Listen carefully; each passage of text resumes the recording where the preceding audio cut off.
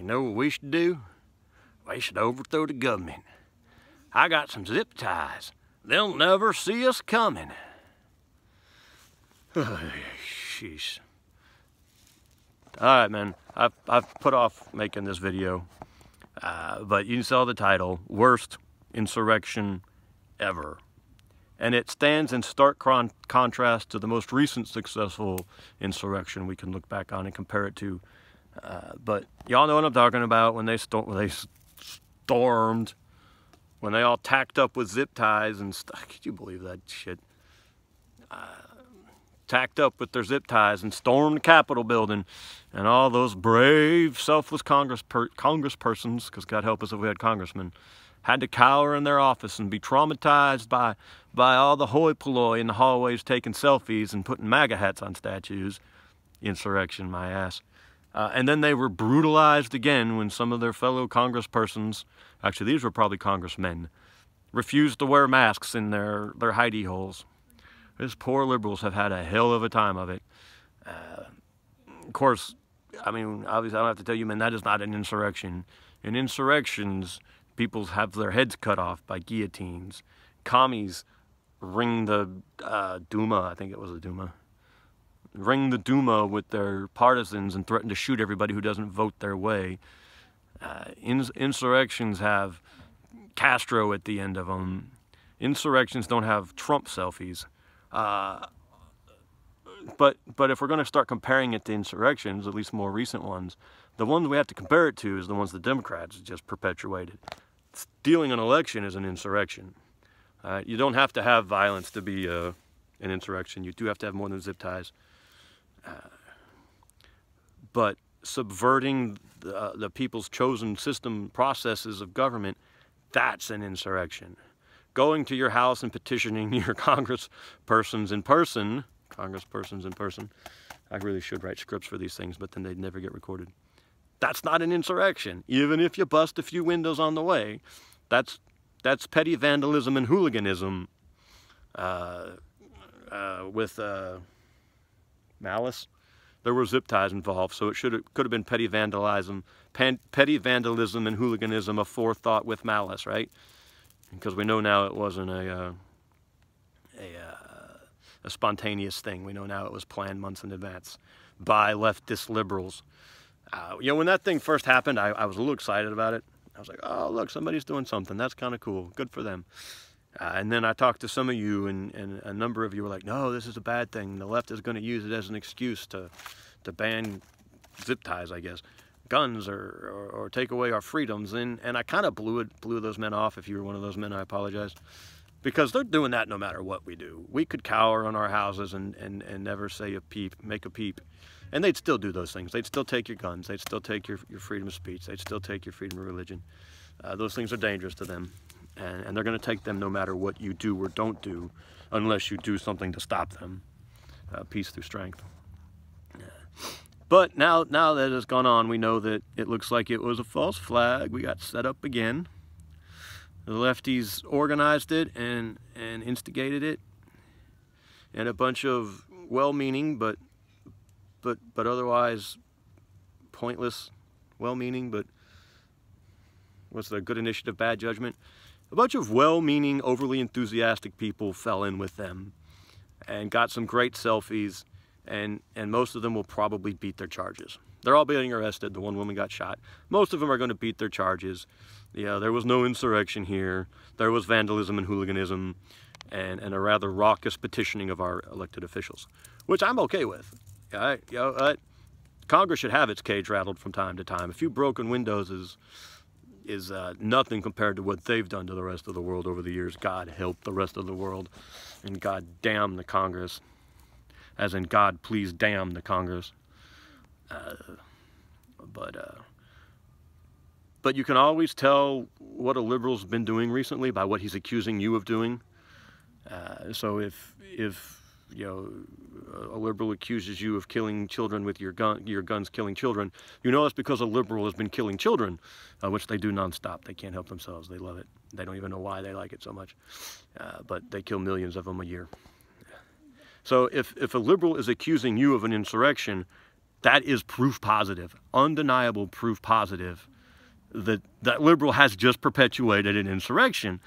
And we all knew they had anyway. We saw that election. We know what they did. You'll never, ever, never, ever convince me that they didn't steal it. I am more than a little insulted that they'll even try to deny it. They should just quietly go about their business if they had a shred of shame and decency, which we know they don't. But, you know, don't insult my intelligence. Oh, I stole the election. Just be honest about it, man. Own it. Or at least don't go into paroxysms of protestations of innocence. No, me, never. I'd never steal an election. How dare you? You stole the election. Oh, and then this is another one I love. How dare you question the legitimacy of our institutions? How dare you, sir, suggest that our institutions could be corrupted? Unless, of course, you're a Russian hacker, in which case you hacked the whole damn thing. Those dirty, hypocritical sons of bitches. I mean, just think the hypocrisy of you know, how dare you question? They just spent the last 4 years and an entire special prosecutors trying to prove that the Russians hacked the election, that Donald Trump's election was illegitimate. But now suddenly they hacked the election, and it's like, how dare you? How dare you, sir? How dare you, sir? It drives me nuts. If anyone knows insurrections, it's the left, because they have perpetuated them all over the world. Since 1789, I think, was when the French Revolution started. 88?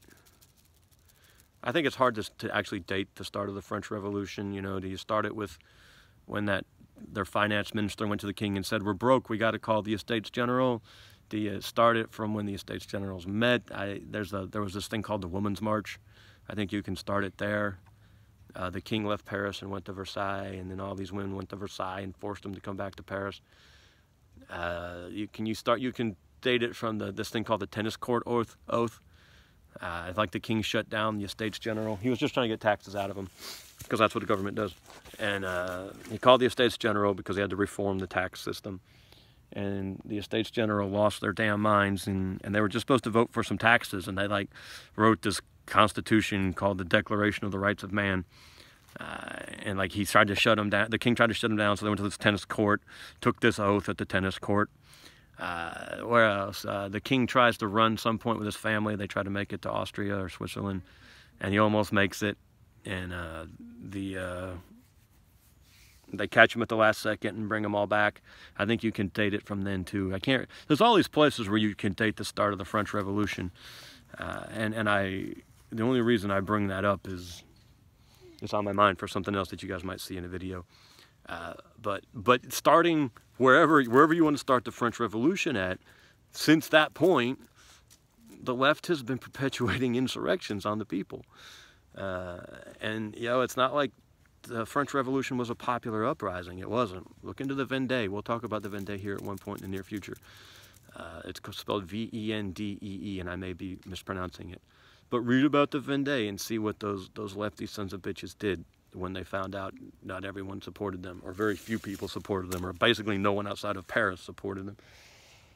We can go from there. France stayed in like a perpetual state of insurrection and revolution from then all the way up until this guy named Napoleon III, who was fascinating, man.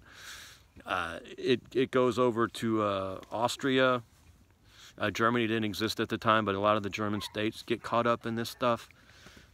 It ends up in Haiti. Ooh, Haiti got bad. Haiti was an extension of the French Revolution, though. These lefties, they know insurrections, and they know what happened at that Capitol back in was it the 6th? I can't remember now. They know that wasn't an insurrection, because they know what insurrections are, and they perpetuate them all the time. They just perpetuated one on us. So we should push back on this insurrection thing. I mean, I don't know if there's any point in pushing back at all anymore. The battle lines have been drawn. Everyone has chosen their sides. And now it's just this train has to go through all the stations on its way to the wreck. But still, That wasn't an insurrection. It wasn't even a really good riot. And I apologize for all that. I gotta put my zip ties away, just in case I decide to be insurrectionist. That wasn't an insurrection. And we should not be like standing idly by and letting them say it was. Words have meaning, for crying out loud, or they used to, or at least on our side, words have meaning. And we shouldn't stand by and let our language get wrecked the way we've been letting it get wrecked. All right, man, I'm sorry. This one was 10 minutes again. We appreciate you. Thank you.